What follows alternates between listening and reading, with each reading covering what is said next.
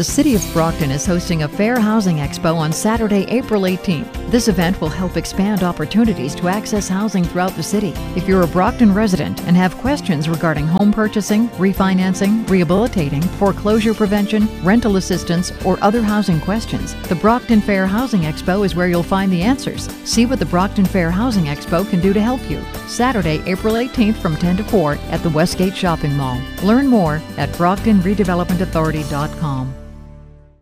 This is Scoop Jackson of ESPN, and you are watching Shoe City Scoop.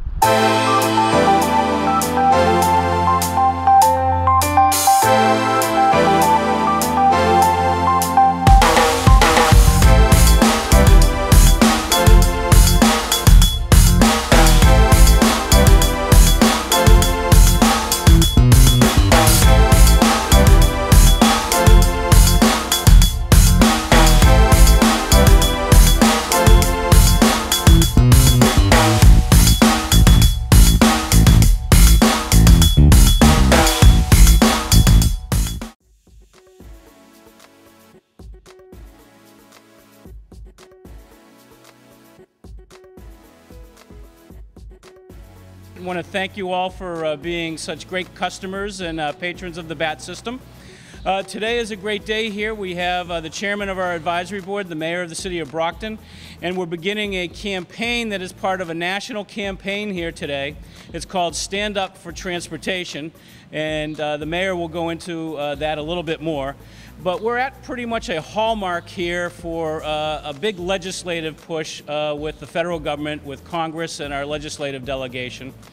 We're about to try to make a push to communicate to everybody the importance of the reauthorization of MAP 21, which is a multi-year federal program that's now being called Grow America.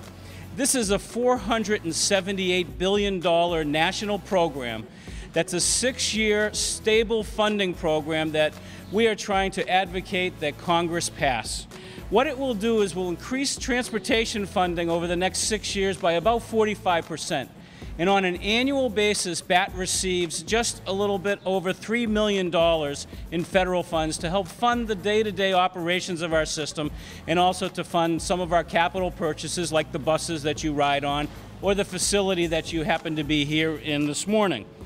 This important program will be a 6-year program and is expected to expire without reauthorization on May 31st, coming up in just a little more than a month from now. This program will also help reduce a backlog of capital spending. As you know, we're trying to continue to replace our buses and modernize our facilities. So with that, I'd like to introduce the mayor, Mayor Bill Carpenter, who's the chairman of the BAT Advisory Board, and he, as well as other mayors across the nation, are helping make this push, this big push before May 31st. Thank you, Mayor. Thanks, Ray. Thank you. Good morning, everyone. How are you? So I'm part of a group of mayors. About 100 of us across the country have a group called Cities of Opportunity. And we're working together to create opportunities for people that live in our cities. And we know that transportation is critical to the residents of our cities. Our senior citizens need public transportation. Our students need public transportation. People with challenges need dial-a-bat for transportation. It's the lifeblood of our city. And our working population, more than half the working adults in Brockton work outside the city and need transportation to get to work every day. So today is a very important day. A group of us mayors from across the country are riding the bus and train to work this morning. So I actually took the number 10 bus in this morning, had a great ride, met some nice people, and was very interested to see how many people in the number 10 bus take that bus to the Montello commuter rail station, where they connect with either the T going to Braintree or the commuter rail train going right into South Station. So I was able to see firsthand how many Brockton residents rely on transportation to get to work every day. Ray gave you really most of the points of what we're doing. The federal funding for transportation runs out on May 31st. We have the Grow America proposal, as Ray outlined, to increase federal transportation funding by about 45%, not just buses and trains, but roads and bridges and tunnels and buses and trains. It's the infrastructure of our city. It's the lifeblood of our city. And we need everyone to help us lobby Congress for these improvements. It's about affordability. For a lot of our residents, the buses and the trains are the affordable method of transportation to get to where they need to get to every day, particularly our students, particularly our senior citizens who really rely on it. But businesses here in the city to grow, they need us to have a better public transportation system also. We're very fortunate. The BAT system is a great system, believe me, compared to what's in a lot of other cities. But we need more capital improvements. We need new buses. We need to be able to expand service. I'd like to see us have more night and weekend service, particularly on Sundays, but that all costs money. We need money in the budget to be able to expand those services. So I'm hoping that you'll support us, the mayors across the country today, as we lobby our congressmen from Brockton. It's Congressman Lynch, Senator Warren, Senator Markey, to let them know how much we need this federal transportation funding reauthorized on May 31st with an increase. Our roads, our streets, our bridges are crumbling. I mean, it's probably the biggest complaint I hear as mayor as to what bad condition the streets are in. We'll be doing a lot of road work this spring and this summer, but it's only a fraction of what we need. We used to get $8 million a year to work on our streets every year. We now get $2 million a year. We have over 300 streets in the city. I can repair 4 or 5 each year at our current level of funding. And that's why over a number of years we're seeing these streets continue to deteriorate.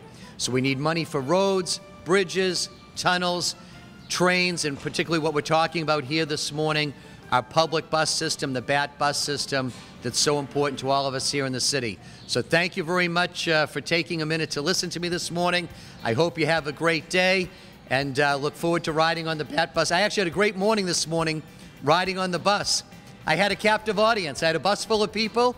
I got up and started talking. What were they going to do?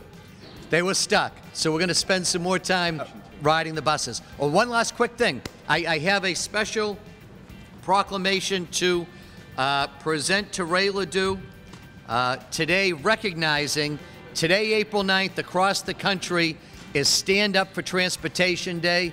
This is a National Transportation Infrastructure Day that highlights the critical need to invest in updating our nation's infrastructure, our nation's transportation infrastructure. And we know that transportation is the economic backbone of our city.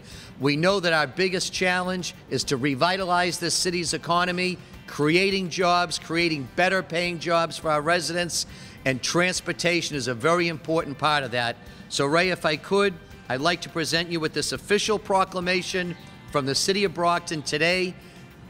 Myself, Bill Carpenter, as the Mayor of the City of Brockton, declares today in the City of Brockton, Stand Up for Transportation Day. Okay. Ray, there you go. Mayor. Thank you. Thank you. The City of Brockton is hosting a Fair Housing Expo on Saturday, April 18th. This event will help expand opportunities to access housing throughout the city. If you're a Brockton resident and have questions regarding home purchasing, refinancing, rehabilitating, foreclosure prevention, rental assistance, or other housing questions, the Brockton Fair Housing Expo is where you'll find the answers. See what the Brockton Fair Housing Expo can do to help you. Saturday, April 18th from 10 to 4 at the Westgate Shopping Mall. Learn more at brocktonredevelopmentauthority.com. Municipal golf course. Come over and check out DW Field Golf Course here in the city of Brockton. We've made a major investment in the DW Field Golf Course this year. The playing conditions are spectacular. It's an 18-hole public course. We are serving beer and wine now. We're able to handle tournaments there now. So come on over and check out DW Field Golf Course.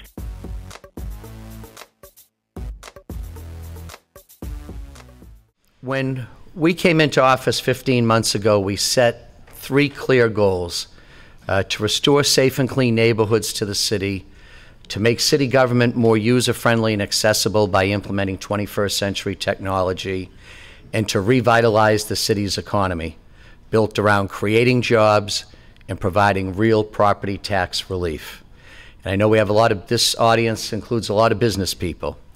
And so they will tell you they know what the commercial tax rate is here in the city of Brockton, $33.88 per thousand, one of the highest in the state, one of the highest in the region. And as we are having a lot of success in many areas, revitalizing our economy and working to attract business and attract investment to this city, probably one of the biggest obstacles we face is that commercial tax rate, because a company is thinking about coming here, thinking about expanding here, but they look at some of the surrounding communities where they can benefit from many of the benefits of Brockton, but pay a lower commercial tax rate by locating themselves in a nearby community. So we know that we have to develop alternative sources of revenue, and we have to broaden the property tax base. We need to be a thriving city where more and more businesses can all pay a little bit less each, but generate more revenue to run the city on. And so that certainly has been one of our focus as we go into our second year now. And we've had a lot of successes. We're bringing a college campus to downtown Brockton. We've put together a great economic development team, and we are day by day changing people's perception and view in terms of Brockton being a good place to do business and a good place to invest your money. About 3 or 4 months ago, the casino proposal was brought to me for the first time, the idea of the fairgrounds serving as a venue for a resort casino, not a slots parlor, a resort casino.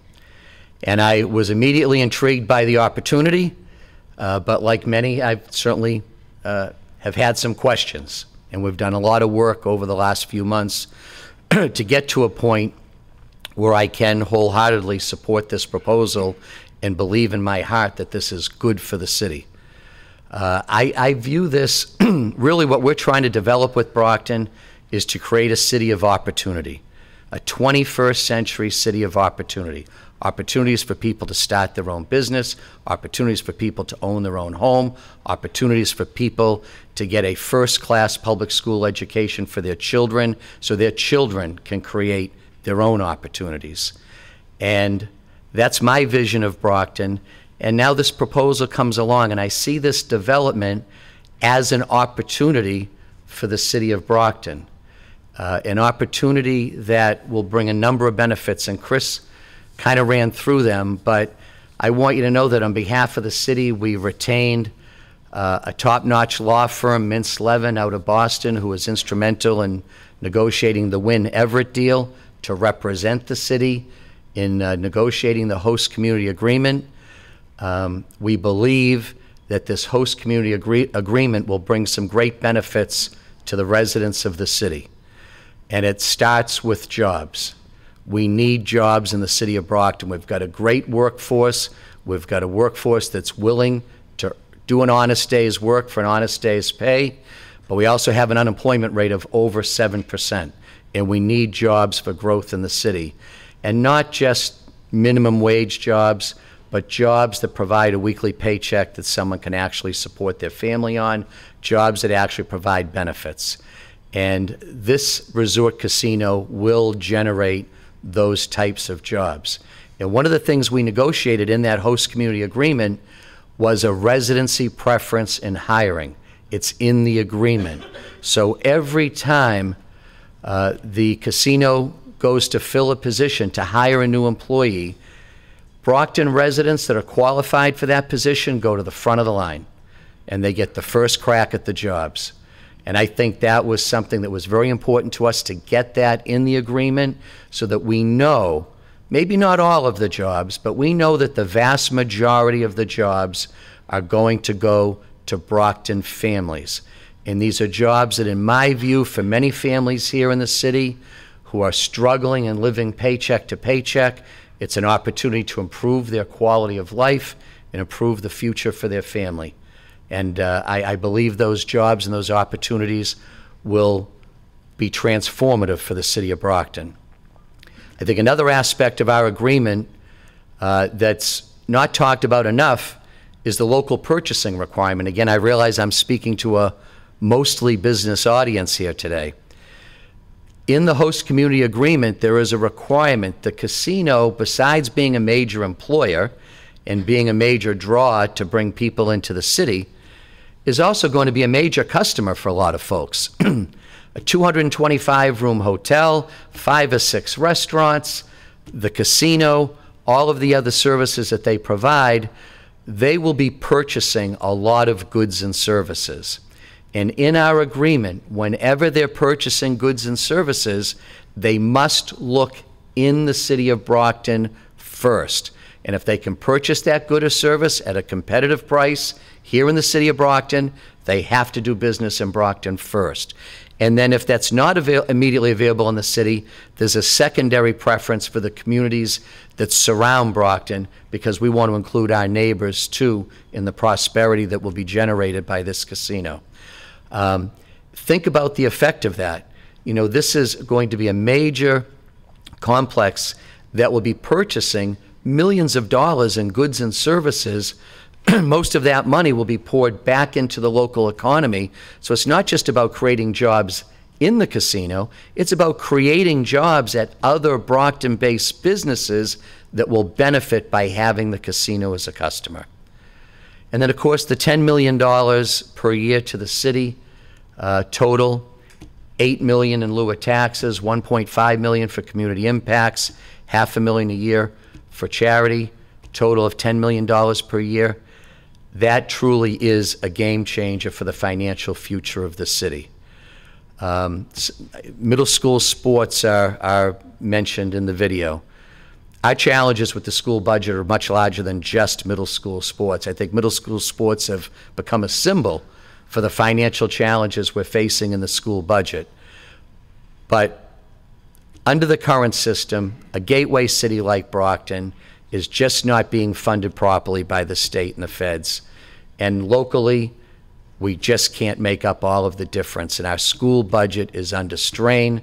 We had to make painful cuts last year in the school budget, and we're certainly approaching the next budget with a lot of concern as to how we continue to provide that first-rate quality public school education that's so important to the children of Brockton, that provides all of our children with a level playing field as they grow up and seek their own opportunities. And so this money coming into the city budget, $9.5 million a year directly into the city budget, that's going to allow us to properly support our schools. That money will go towards paying teachers, public safety, police officers, firefighters, providing the basic services we need in the city and supporting our schools at the same time. And we're committed to putting all of that money back directly into those services for the residents of the city. And so instead of, particularly in our business community, going back to fewer and fewer and asking them to pay more and more, this generates millions of dollars of additional revenue that we don't have to go to the taxpayers and take it out of their pocket in this endless cycle of continuous tax increases. And the final point I'd just like to make, I know there's other people that want to speak, but another reason, or maybe the main reason I'm so supportive of this proposal is when we think about economic revitalization of the city, when we think about the challenges that face Brockton as we remake Brockton into a livable city in the 21st century, I think perhaps our biggest challenge, our biggest obstacle is changing the perception of the city. How do people view the city of Brockton? Particularly, how do people outside the city of Brockton view us and view our city? And in the business sector, we're working very hard to change our perception that we are a city that wants to work with business and develop business and create jobs. But even more so, the overall perception of the city, how would that be positively impacted by seeing this large, beautiful entertainment complex drawing thousands of people every day into the city of Brockton, where I believe, you know, they come in and pull into that beautiful complex and they look around and they say, wow, this is Brockton? Because it doesn't fit with that preconceived notion that they have of the city. And as Chris mentioned, I think it's a destination. People make plans to come to Brockton to come here. So instead of being a place where people are trying to just drive right through, Brockton now becomes a destination where people are coming to the city. And I do think the developers have shown a commitment to work with us to make sure that other local businesses also benefit from the commerce that's created by folks coming to the city through the rewards program, through local purchasing. And I think this is just really critical, how this could be transformative in terms of how it changes people's perception of the city of Brockton from outside the city. And I think that, you know, we can't just place too much emphasis on the benefit that that could bring. So, you know, I have asked a lot of questions. I didn't embrace this proposal the first time it was brought to me, but I saw the opportunity. And as I had a chance for us to do our due diligence on Rush Street Gaming and find out more about this developer that was looking to come in here and invest over $500 million in the city in what would become the largest single private investment ever in the history of the city, I was pleased with what we found. And as I've had a chance, and I know Neil Bloom is on his way in shortly, as I've had a chance to get to know Neil a little bit better, and some of the people who work for him, I do have a comfort level with them. And as Chris spoke to people in Schenectady, New York, I've spoken to people in Pittsburgh who were very positive in terms of the benefits that the Rivers Casino in Pittsburgh has brought to the Pittsburgh area, and reinforcing the fact that they feel that Rush Street Gaming did keep the promises that were made when they proposed that casino in Pittsburgh. And we'll continue to do our due diligence. We'll continue to work closely. But I know that folks, particularly folks that live near the fairgrounds, are concerned about impacts. And I'm concerned about impacts too. And we've had some real straightforward conversations from day one.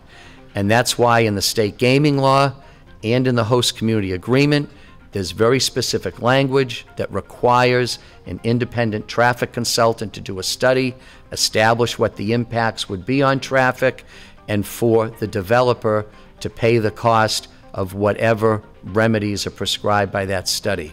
And there will be a separate independent study in the same token around public safety. And again, it's in the gaming law, it's in the host community agreement that will evaluate and see what the potential impacts are on public safety. And whatever those impacts are, the casino developers will have to pay for the mitigation for us to offset those impacts. So I don't think anyone's been more concerned about traffic safety and pedestrian safety and bicyclist safety than I have been in the past year. We've already spent a lot of time looking at that stretch of Belmont Street. Old Colony Planning Council has already been working with us on studies on both Forest Avenue and Belmont Street. And I think that done properly, this will actually create an opportunity. We're trying to develop plans that will take years and years to get the state to fund for infrastructure improvements for traffic in those areas.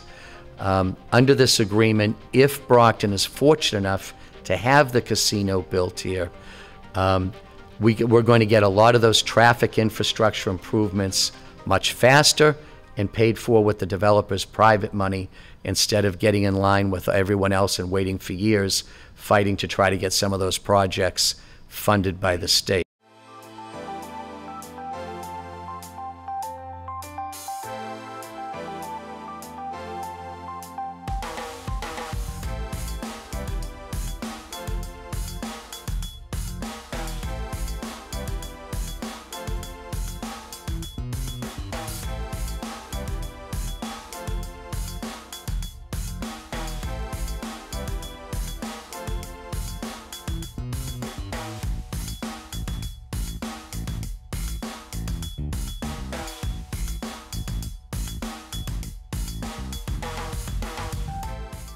The City of Brockton is hosting a Fair Housing Expo on Saturday, April 18th. This event will help expand opportunities to access housing throughout the city. If you're a Brockton resident and have questions regarding home purchasing, refinancing, rehabilitating, foreclosure prevention, rental assistance, or other housing questions, the Brockton Fair Housing Expo is where you'll find the answers. See what the Brockton Fair Housing Expo can do to help you. Saturday, April 18th from 10 to 4 at the Westgate Shopping Mall. Learn more at BrocktonRedevelopmentAuthority.com. Great municipal golf course. Come over and check out DW Field Golf Course here in the city of Brockton. We've made a major investment in the DW Field Golf Course this year. The playing conditions are spectacular. It's an 18-hole public course. We are serving beer and wine now. We're able to handle tournaments there now. So come on over and check out DW Field Golf Course.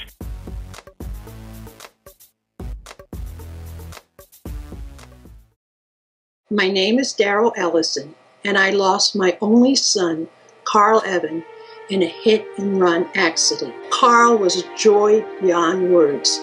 He was fun-loving. He had a great sense of humor. He had a strong work ethic. He went on at 16 years old, got a job at Shaw's Supermarket, and he worked there until the day he died. He was a very giving person. He never had any money. He was always giving his money away. He would pay for homeless people's meals, whatever he felt they needed. On Sunday, September 28th, Carl had just finished his job at Shaw's in Brockton, Massachusetts. He had crossed the street to go to the 7-Eleven. He was leaving the store at the corner of Belmont and West Street when he was struck and killed at 9:22 p.m. A surveillance camera picked up the vehicle as it was leaving the scene. Police believe the vehicle that hit Carl was a silver or gray minivan. It would have front end damage. There is a $5,000 cash reward for information leading to the apprehension of the person or persons responsible for Carl Evans' death.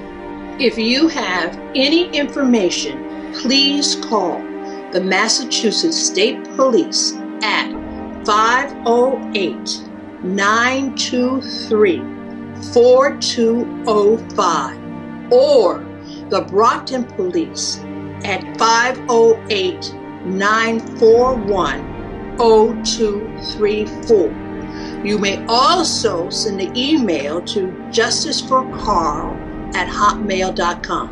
And to the driver, I believe that you are watching this. This must be a tormenting secret for you to keep. Please turn yourself in.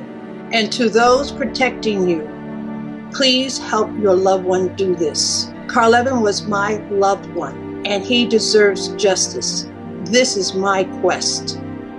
I have faith that you will do the right thing.